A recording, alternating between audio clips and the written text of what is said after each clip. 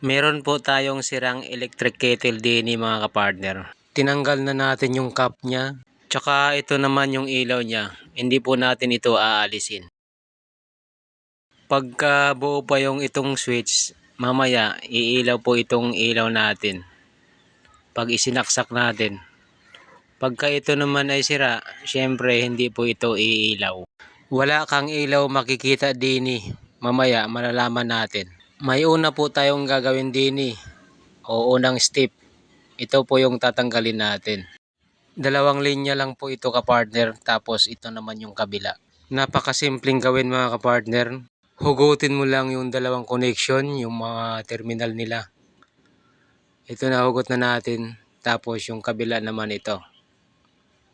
Ganon din, huhugutin mo lang. Tatandaan na lang natin kapartner na dalawang linya lang po ang ating kakabitan ng wire o kakabitan ng linya mga kapartner. Dalawa lang po.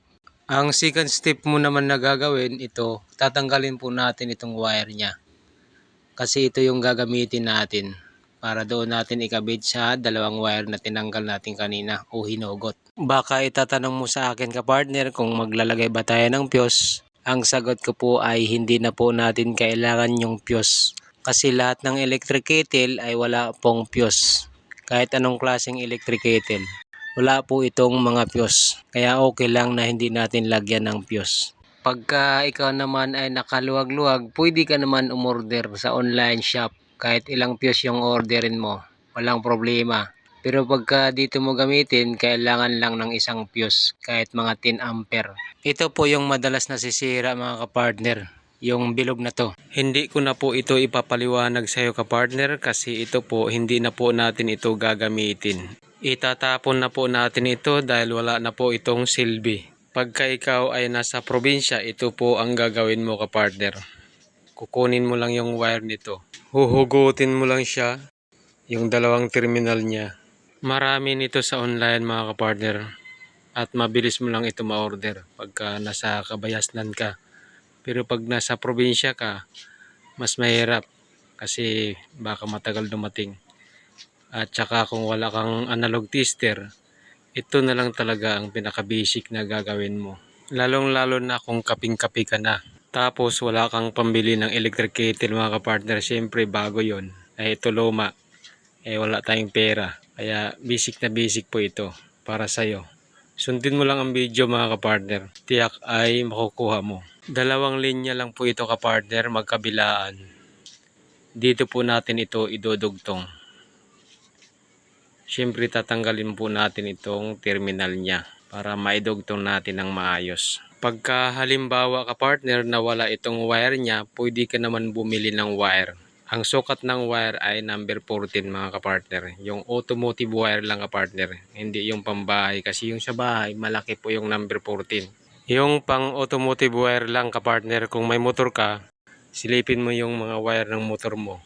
Yun po yung pwede natin gamitin din sa electric kettle. Kanina tinanggal na natin yung dalawang terminal. Ngayon tatanggalin din natin itong dalawang terminal.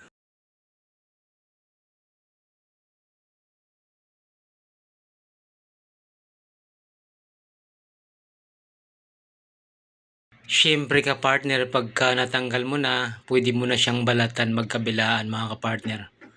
Para ayos na ayos yung pagkabit mo o pagdudugtong ng wire.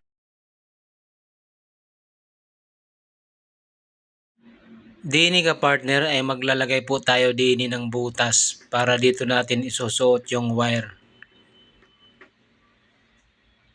Ayan, naisuot na natin yung wire mga ka-partner, nabutasan na natin. Napakadali lang gawin mga kapartner. Ito yung kabilang linya mga kapartner na ikabit na natin. Nalagyan na po natin ng shrinkable tube. Papainitan na lang natin. Ayan, magkabilaan po ito kapartner ha. Kakabit din natin yung kabila. Siyempre, lalagyan din natin ng ano yan, shrinkable tube. Pagka wala ka namang shrinkable tube, pwede mo naman lagyan ng electrical tape. Medyo kapalan mo lang kasi malapit po ito sa heating plate o heating element. Baka magkaroon ng kumunoy. Baka lusawin niya yung electrical tape dahil sa init. Kaya medyo kapalan mo lang. Natapos na natin sa pagdudugtong. Ayan mga kapartner, pulidong pulido yung pagkakabit natin.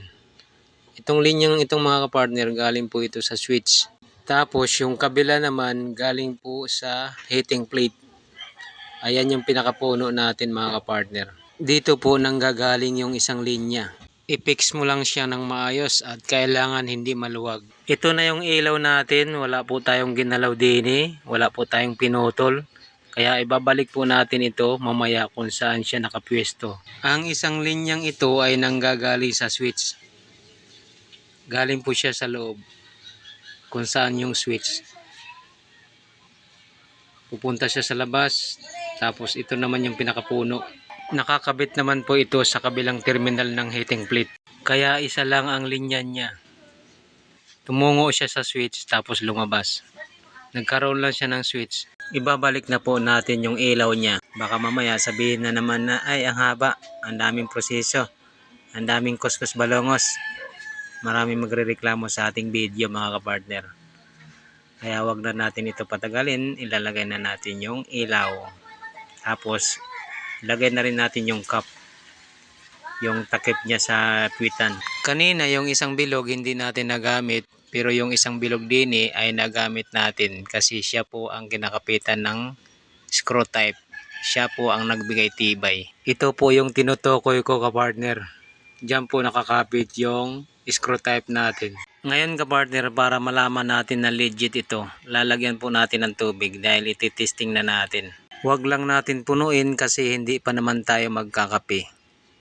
Maglagay tayo ng kaunti para maipakita ko lang sa inyo na ito ay gumagana talaga. Meron na tayong extension din mga kapartner para pagsasaksakan ng ating plug. Dito po natin isasaksak yung plug ng electric kettle. Tapos i-on na natin yung switch. Ayan, umiilaw po yan kapartner. Legit po, gumagana po siya.